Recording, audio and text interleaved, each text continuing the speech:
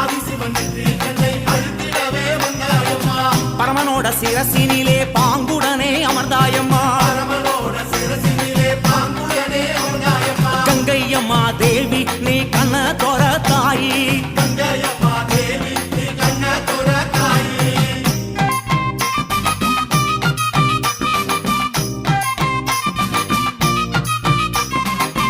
ஏழு கடல் சீமையெல்லாம் சூழ வந்தாய் கங்கையம்மா. அம்மா ஆறு குளங்களிலே அழகு நதி ஓடையிலே எரி